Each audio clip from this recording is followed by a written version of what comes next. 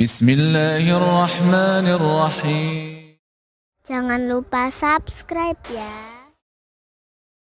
Buku ajaran mazhab Imam Syafi'i yang ditinggalkan oleh sebagian pengikutnya ya.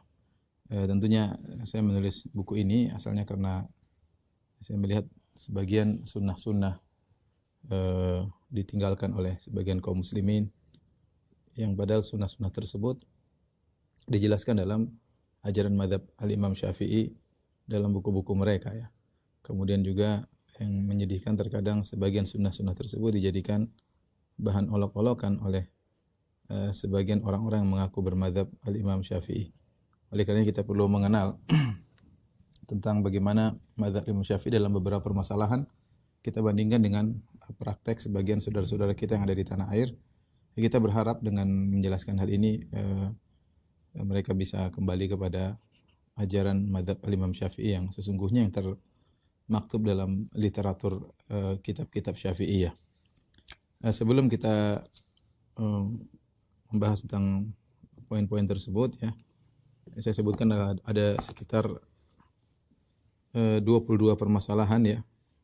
Yang pertama tentang masalah jenggot, yang kedua permasalahan cadar, yang ketiga tentang haramnya musik, yang keempat tentang haramnya rokok, yang kelima tentang tercelanya fanatik mazhab, yang keenam tentang larangan mengagungkan kuburan, yang ketujuh tentang bid'ahnya ritual tahlilan, yang kedelapan tentang Allah di atas langit, yang kesembilan mengenai permasalahan mengirim pahala bacaan Al-Quran, yang kesepuluh tercelanya akidah Syiah, yang kesebelas haramnya ilmu filsafat tentang ketuhanan, yang kedua-belas menundukkan akal di bawah wahyu, yang ke-13 Al-Quran adalah kalamullah, yang ke-14 haramnya ngalap berkah yang tidak syar'i, ke-15 haramnya membeli selamat hari raya kepada non-muslim, yang ke-16 celaan terhadap sufi ekstrim, 17 pengingkaran terhadap wali gadungan, 18 fenomena wali majdhub, 19 permasalahan Nur Muhammad, ke-20 tidak menjadikan mimpi sebagai dalil, 21 fenomena salat kilat tarawih, ke-22 permasalahan status orang tua Nabi. Ini 22 permasalahan yang saya bahas dalam buku ini ya, semoga menjadi menambah wawasan bagi ikhwan-ikhwan dan akhwat sekalian. Sebelum kita masuk pada pembahasan pertama tentang masalah sunnahnya jenggot ya, kita membahas tentang biografi al-Imam Syafi'i rahimahullahu taala. Kita tahu bahwa Imam Syafi'i rahimahullahu taala beliau adalah salah satu dari 4 imam mazhab yang tersohor ya. Yang pertama yang al-Imam Abu Hanifah rahimahullahu taala adalah imam mazhab dari 4 mazhab yang paling tua. Kemudian al-Imam Malik rahimahullahu taala, baru kemudian yaitu Imam Malik bin Anas, kemudian al-Imam Syafi'i, baru kemudian Imam Ahmad bin Hanbal rahimahumullahu jami'an. Sebenarnya para ulama yang selevel dengan mereka banyak ya. Bahkan dahulu pendapat-pendapat selain 4 imam ini, pendapat-pendapat yang lain juga diperhitungkan. Seperti Sufyan Ats-Tsauri, Sufyan Ibnu Uyainah, kemudian misalnya Abu Thawr ya, kemudian misalnya Ishaq bin Rahawai ya, yaitu sebagian ulama-ulama yang pendapat mereka selevel dengan 4 imam mazhab ini. Akan tapi yang masyhur dari para ulama yang ilmunya sampai berlanjut sampai sekarang adalah 4 imam mazhab ini. Ya, Allah memberikan anugerah kepada mereka memiliki murid-murid yang meneruskan ajaran mereka, sehingga akhirnya ajaran-ajaran 4 mazhab ini tersusun dengan rapi, teratur ya, dari sisi usul fikihnya, dari sisi qawaid fikihnya, dari sisi fikihnya ya, tersusun dengan rapi sehingga memudahkan orang-orang yang belajar fikih melalui 4 mazhab ini ya. Oleh karena adapun imam-imam yang lain, maka tidak ada murid-murid mereka yang berkhidmat, yang memberi pelayanan kepada ilmu guru mereka, sehingga akhirnya tidak ada kitab-kitab yang diteruskan yang menjelaskan tentang ilmu-ilmu mereka. Meskipun perkataan mereka masih dinukilkan ya. Contoh seperti dalam Jami' At-Tirmidzi ya, Sunan Tirmidzi, betapa sering Abu Isa At-Tirmidzi rahimahullahu taala menukilkan dalam permasalahan fikih, kemudian dia menukilkan pendapat-pendapat para ulama selain 4 mazhab ini ya, yaitu dinukilkan pendapat Abu Thawr, atau dia menukilkan pendapat Sufyanain ya, kemudian juga Ishaq bin Rahuya dan ulama-ulama yang lainnya. Karena memang dahulu mereka selevel. Alhamdulillah 4 mazhab ini tersebar di dunia ya. Kalau mazhab Hanafi kebanyakan tersebar di India, di Pakistan, Bangladesh, Afghanistan, kemudian di Cina. Kemudian mazhab Maliki sekarang banyak tersebar di negeri-negeri di benua Afrika ya, kemudian termasuk di Maroko ya. Kemudian di Libya ya. Ini banyak mazhab Maliki tersebar di sana, terutama di daerah-daerah Afrika, padahal Imam Malik di Madinah. Imam Malik di Madinah. Sementara setelah itu mazhab Syafi'i ya. Mazhab Syafi'i kebanyakan tersebar di Asia, termasuk di Yaman ya. Kemudian juga di Asia Tenggara, Indonesia ya. Malaysia dan yang sekitarnya. Adapun mazhab Hambali kebanyakan tersebar di Khalij, yaitu di Timur Tengah, di Arab Saudi, kemudian misalnya di Qatar, Kuwait ya, Imarat ya, ini kebanyakan mereka bermadzhab Hambali ya. Alhamdulillah ilmu para imam-imam ini masih berlanjut sampai sekarang, dan seorang kalau ingin belajar fikih dengan serius hendaknya belajar dari lebih mudah belajar dari salah satu mazhab tersebut, baru kemudian setelah itu dia mendalami fikih-fikih yang lain sehingga fikihnya menjadi matang ya.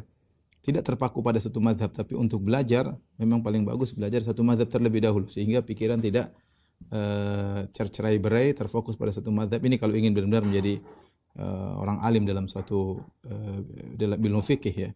Baru kemudian setelah itu mengembangkan ilmunya dengan mazhab-mazhab yang lain sehingga tidak terjerumus dalam fanatik mazhab. Ikhwan dan akhwat yang dirahmati Allah Subhanahu wa taala, adapun Imam Syafi'i namanya Muhammad bin Idris ya, bin Al-Abbas bin Uthman bin Syafi'i bin Sa'ib bin Ubaid bin Abi Abdul Yazid bin Hashim bin Al-Muttalib bin Abdi Manaf ya. Jadi Imam Syafi'i Quraisy ya, Quraisy. Dia nasabnya ketemu dengan Nabi sallallahu alaihi wasallam di Abdu Manaf. Ya, Abdu Manaf. Nabi sallallahu alaihi wasallam namanya Muhammad bin Abdullah bin Abdul Muttalib bin Hashim bin Abdi Manaf. Bin Hashim bin Abdi Manaf. Nah, Hashim kakek Nabi ini punya saudara namanya Al-Muttalib. Al-Muttalib, keduanya Hashim dan Al-Muttalib bermuara kepada ayah mereka itu Abdu Manaf ya. Bin Abdu Manaf bin Qusay bin Kilab dan seterusnya sampai kepada bin Ismail bin Ibrahim ya. Intinya Imam Syafi'i adalah satu-satunya dari 4 imam mazhab yang Quraisy ya. Dan karena dia adalah Quraisy, nenek moyang beliau adalah di Mekah ya. Akan tapi ayah beliau yaitu Idris ya merantau ke Palestina ya. Sehingga ketika dia merantau di Palestina, lahirlah Imam Syafi'i di Palestina, itu di Gaza. Jalur Gaza kalau kita bilang, itu Gaza kalau bahasa Arab. Ada yang mengatakan beliau lahir di Asqalan, tapi ada yang mengatakan lahir di Gaza pada tahun 150 Hijriah. Tahun itulah wafat Al-Imam Abu Hanifah. Imam Abu Hanifah wafat di tahun 150 Hijriah ya. Kemudian di masa beliau masih kecil, ayah beliau sudah meninggal dunia ya. Yaitu ketika Imam Syafi'i masih berumur 2 tahun, dan ini berarti Imam Syafi'i adalah seorang anak yang yatim. Maka ketika ayahnya meninggal, akhirnya ibunya membawa dia pulang ke kampung halamannya di kota Mekah ya, tempat orang-orang Quraisy di sana. Di sanalah Imam Syafi'i kemudian belajar di kota Mekah ya, sehingga begitu cerdasnya beliau sampai ketika berusia 7 tahun beliau sudah menghafal Al-Qur'an. 7 tahun sudah menghafal Al-Qur'an, ini kecerdasan yang luar biasa ya. Dan ini menunjukkan bagaimana peran seorang ibu dalam mendidik anak-anak ya. Imam Syafi'i ayahnya tidak ada, tapi ibunya yang mendidik sehingga umur 7 tahun beliau sudah menghafal Al-Qur'an. Kemudian beliau menghafal kitab Al-Muwatta, ribuan hadis karya Al-Imam Malik. Ketika beliau berusia 10 tahun beliau sudah menghafal Muwatta, dan ini juga menunjukkan tentang cerdasnya Al-Imam Syafi'i rahimahullahu taala. Di antara hal yang menakjubkan dari Imam Syafi'i adalah beliau ketika berusia 15 tahun beliau sudah diizinkan untuk berfatwa ya. Beliau sudah diizinkan untuk berfatwa, di antaranya diizinkan oleh Muslim bin Khalid Az-Zanji yang beri ijazah kepada Imam Syafi'i untuk boleh berfatwa padahal umurnya masih 15 tahun. Ketika dia diizinkan untuk berfatwa, berarti dia menguasai bidang ilmu agama secara total ya. semua ilmu agama dia kuasai ya, sehingga dia dibolehkan untuk berfatwa. Namanya orang berfatwa ditanya apa saja bisa menjawab dengan ilmu yang dia miliki. Dan ini menakjubkan, umur Imam Syafi'i masih 15 tahun. Masih 15 tahun ya. Kita tahu kita umur 15 tahun kita masih apa ya. Sampai sekarang saja kita tidak bisa dikatakan ahli fatwa secara mutlak ya. Kebanyakan dari kita hanya menguasai bidang agama, bidang ilmu tertentu, disiplin ilmu tertentu, tidak menguasai secara keseluruhan. Adapun Imam Syafi'i rahimahullah taala menguasai seluruh cabang-cabang ilmu, sehingga ketika usia 15 tahun sudah diizinkan untuk berfatwa. Ini perkara yang sangat menakjubkan. Kemudian pada tahun 195 Hijriah, setelah itu beliau berangkat ke Madinah ya. Setelah itu beliau berangkat ke Madinah, kemudian berguru bertahun-tahun kepada Imam Malik bin Anas rahimahullahu taala. Jadi Imam Syafi'i setelah menguasai ilmu di kota Mekah, beliau ke Madinah dan belajar kepada imam dari hijrah, Imam Malik ya. Dari situlah berkembang ilmu hadis dari Imam Syafi'i rahimahullah, karena Imam Malik ahli hadis. Imam Malik ahli hadis. Sehingga Imam Syafi'i ya, pakar dalam bidang hadis ya. Kemudian setelah itu pada 195 beliau pergi ke Baghdad. 195 berarti umur beliau sekitar 45 tahun. Beliau pergi ke Baghdad. Di daerah Baghdad, di sana banyak murid-murid Al-Imam Abu Hanifah rahimahullahu taala. Tentu beliau tidak bertemu dengan Imam Abu Hanifah karena Abu Hanifah sudah meninggal ketika beliau lahir. Beliau bertemu dengan banyak ahlul ra'yi, yaitu yang bermadzhab dengan madzhab Al-Imam Abu Hanifah. Kemudian beliau belajar di sana. Di antara guru beliau adalah Muhammad bin Hasan Asy-Syaibani. Muhammad bin Hasan Asy-Syaibani adalah muridnya Abu Hanifah, murid dekat Imam Abu Hanifah. Itu Abu Yusuf sama Muhammad bin Hasan Asy-Syaibani, inilah dua murid dekat Al-Imam Abu Hanifah. Dan Imam Syafi'i belajar dari Muhammad bin Hasan Asy-Syaibani ya, rahimahullahu taala. Kemudian beliau menetap di Baghdad, kemudian juga beliau menulis buku di Baghdad ya. Pada tahun 198 beliau pergi ke Mekah, kemudian setelah itu beliau balik lagi ke Baghdad ya, sampai akhirnya beliau meninggalkan Baghdad kemudian pergi ke Mesir ya, dan menetap di Mesir, dakwah di sana sampai akhirnya beliau terkena penyakit bawasir dan meninggal pada tahun 204 Hijriah. 204 Hijriah. Inilah perjalanan Al-Imam Syafi'i rahimahullahu taala. Ketika di Baghdad beliau menulis punya aqwal, pendapat-pendapat ya. Ketika di Mesir beliau juga punya pendapat-pendapat yang berubah, sehingga ada istilah al-qaulul qadim dan al-qaulul jadid. Al-qaulul qadim itu adalah fatwa-fatwa beliau tatkala beliau masih di Baghdad. Adapun al-qaulul jadid, pendapat yang baru tatkala beliau di Mesir. Tatkala beliau di Mesir, beliau merubah pendapat beliau, pendapat-pendapat lama beliau rubah menjadi pendapat baru di Mesir. Di antara keistimewaan Imam Syafi'i rahimahullah taala ya. Imam Syafi'i adalah imam dalam bahasa, ya, pakar bahasa. Hal ini disebutkan karena beliau tinggal bersama kabilah Hudhal dan banyak beliau menghafal kasidah-kasidah atau bait-bait syair. Dan itu mempengaruhi kekuatan bahasa beliau ya. Oleh karenanya Ibnu Hisham rahimahullah taala pernah berkata, "Asy-Syafi'i hujjatun fil lughah." Imam Syafi'i itu hujjah dalam bahasa. Maksudnya apa yang dimaksud dia hujjah dalam bahasa? Maksudnya perkataan Imam Syafi'i bisa dijadikan dalil dalam permasalahan bahasa.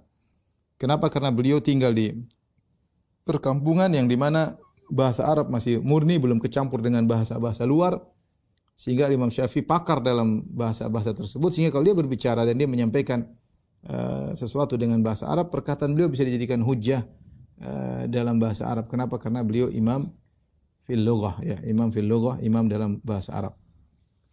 Sebagian ulama mengkritik Imam Syafi'i berkaitan dengan pendalilan mereka. Imam Syafi'i berpendapat kalau kita berwudu kita boleh mengusap sebagian kepala ya, tidak usah seluruhnya ya, karena Allah berfirman wamsahu bi ru'usikum ya, dan usaplah kepala kalian. Kata Imam Syafi'i tidak harus seluruhnya, sebagian sudah cukup. Nah, sebagian ulama ada yang mengkritik Imam Syafi'i. Mereka mengatakan firman Allah wamsahu bi ru'usikum, dan usaplah kepala kalian, ada kalimat kata ba di situ, bi dengan kepala kalian. Mereka mengatakan Imam Syafi'i berpendapat bi di situ artinya sebagian, menunjukkan tab'id. Ba li tab'id, menunjukkan sebagian, sehingga seakan-akan Imam Syafi'i menafsirkan dan usapkanlah sebagian kepala kalian. Sementara banyak ulama mengatakan ba lil ilsaq, yaitu untuk menempel, maksudnya mengusapkan seluruh kepala, bukan sebagian kepala. Sehingga mereka mengatakan Imam Syafi'i salah dalam hal ini meskipun dia pakar dalam bahasa, tetapi mengartikan ba dengan makna sebagian ini tidak ada dalam bahasa Arab. Namun kritikan ini dikritiki oleh para ulama yang lain yang membela Imam Syafi'i dengan beberapa jawaban, di antaranya bahwasanya ba maknanya tab'id untuk sebagian, menunjukkan parsial. Ini juga disebutkan oleh para ulama lughah sebelum Imam Syafi'i, yaitu Al-Asma'i dan juga para ulama Kufiyin.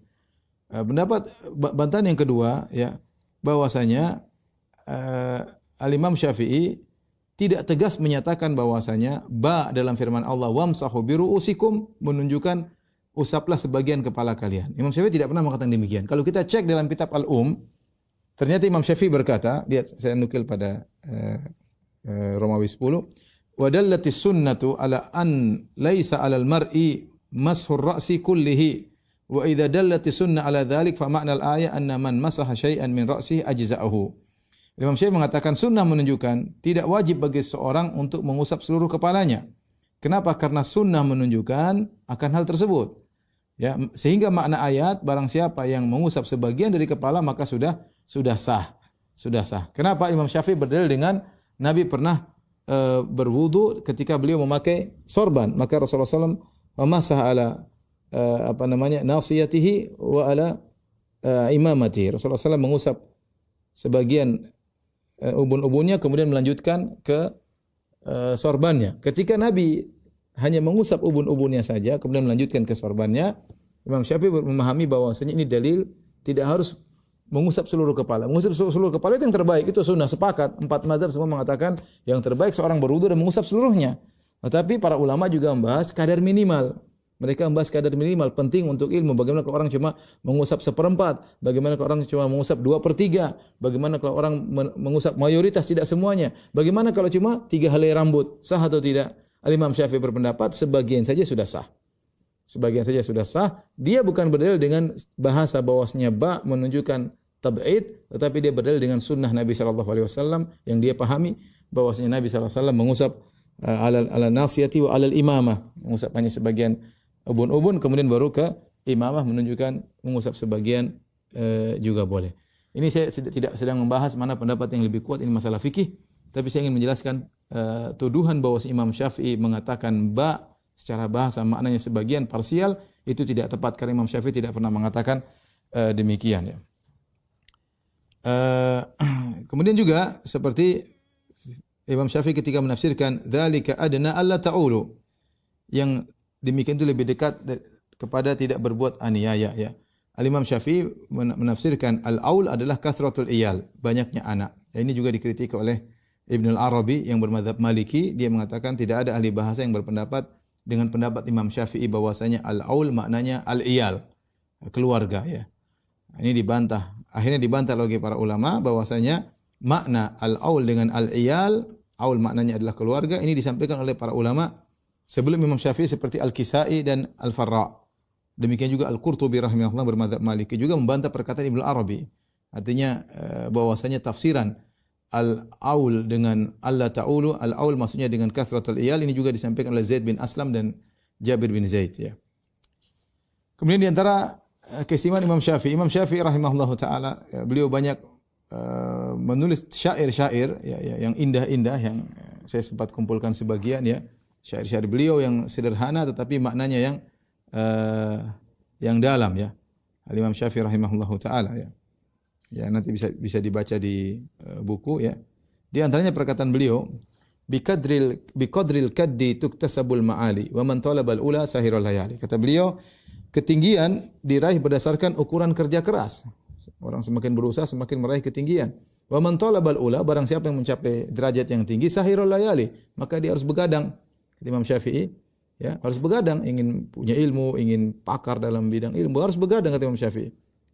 Wa man ramal ula min ghairi kaddin adha'al umra fi talabil muhali. Barang siapa yang ingin mencapai derajat tinggi tanpa berusaha, tanpa berjuang, maka dia hanya membuang-buang umurnya dalam mencapai sesuatu yang mustahil. Ini kata Imam Syafi'i rahimahullahu taala ya. Tarumul izza thumma tanamu lailan yaghusul bahra man talaba la'ali.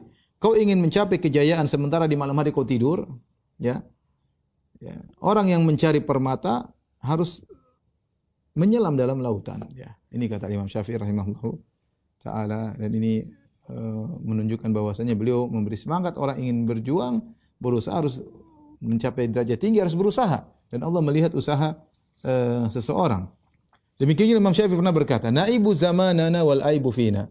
Wa ma li zamanina aibun siwana." Di antara perkataan Imam Syafi'i, kita ini mencela zaman, padahal aib bukan pada zaman, aib pada kita. Dan zaman tidak punya aib kecuali aib kita sendiri, ya. Lantas kita mengapa kita mencela zaman, ya. Baik, kemudian di antara kisah Imam Syafi'i tegar di atas sunnah dan memerangi bid'ah. Makanya beliau diberi gelar dengan Nasirul Hadis.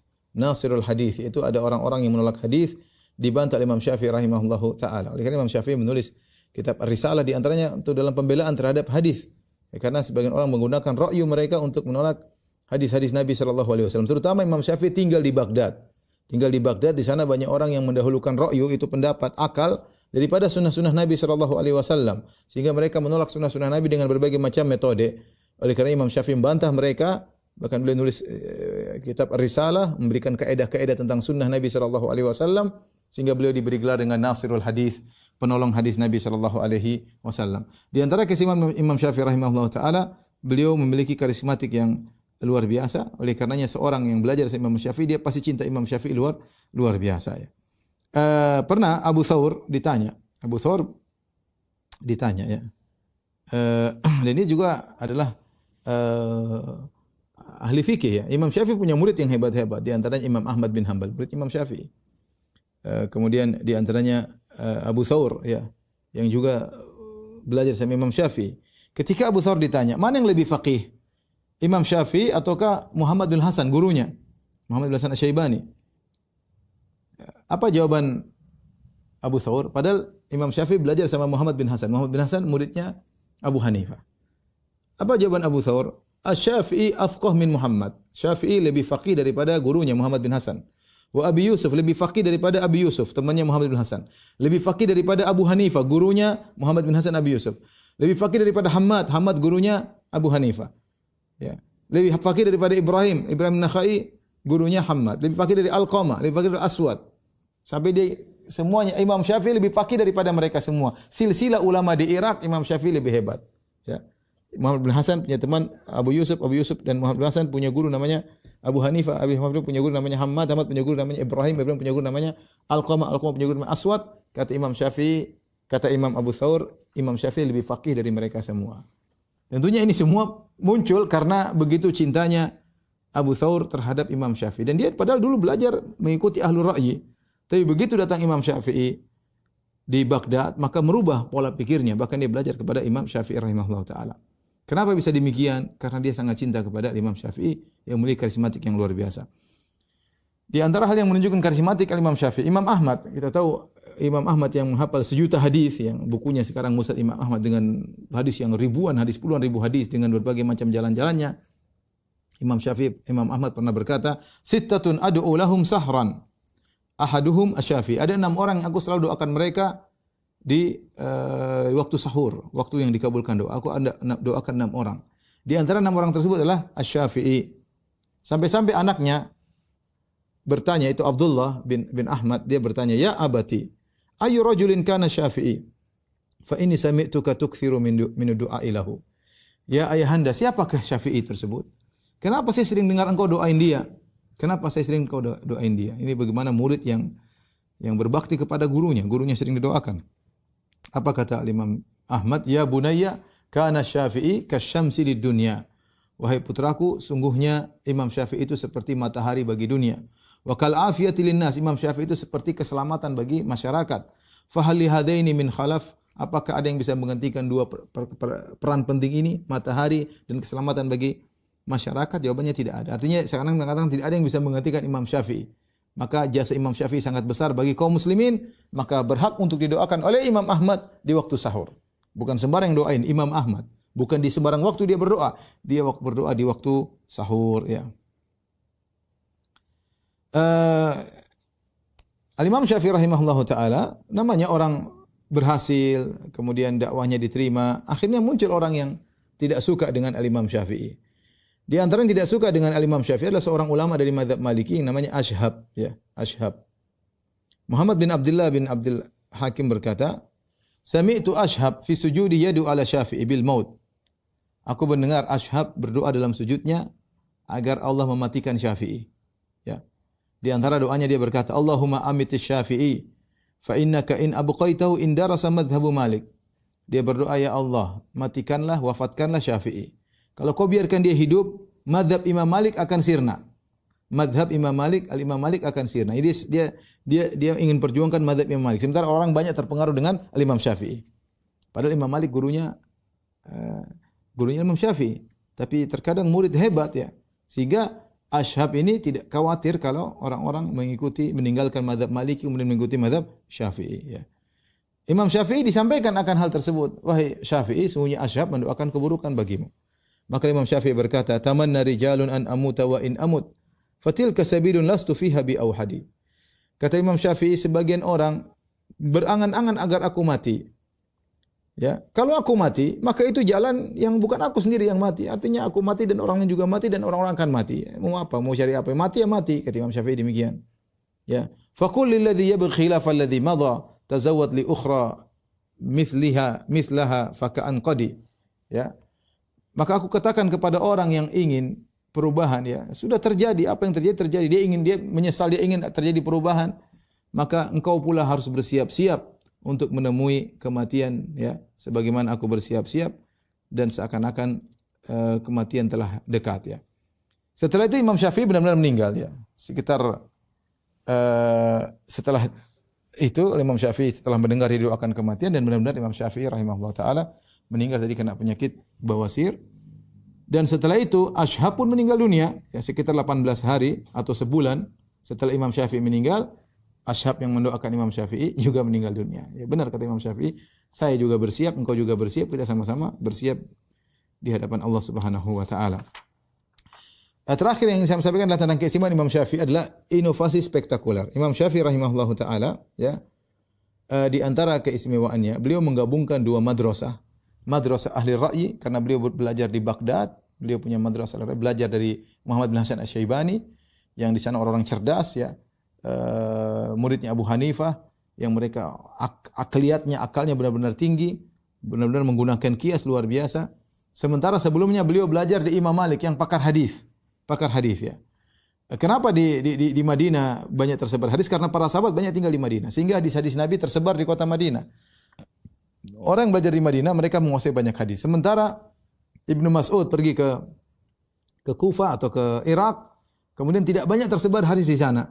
Ketika banyak permasalahan timbul di Irak, muncullah seorang namanya Abu Hanifah yang harus banyak menggunakan analogi dan kias karena database hadisnya sedikit. Sehingga muncullah madrasah ahli ra'yi di kota Baghdad dan sekitarnya, ya, di Irak. Sehingga nampak kecerdasan mereka karena database hadis sedikit tapi permasalahan banyak harus dihadapi. Sehingga harus memeras kepala, otak untuk bisa menimbulkan hukum-hukum yang tidak melanggar hadis-hadis Nabi SAW. Maka muncullah dua madrasah. Nah, Imam Syafi'i rahimahullah belajar dari ini dan ini. Sehingga dia menggabungkan dua madrasah, kemudian munculkan madrasah baru, yaitu madrasah Al-Imam Syafi'i rahimahullah ta'ala. Kemudian di antara spektakuler beliau menulis buku usul fikih yang pertama. Ya, bahkan boleh dikatakan buku usul hadis juga yang pertama, yaitu kitab Ar-Risalah. Kitab Ar-Risalah di situ disebutkan kaidah-kaidah tentang usul fikih dalam kitab tersebut. Ini kitab usul fikih yang pertama yang tersusun rapi.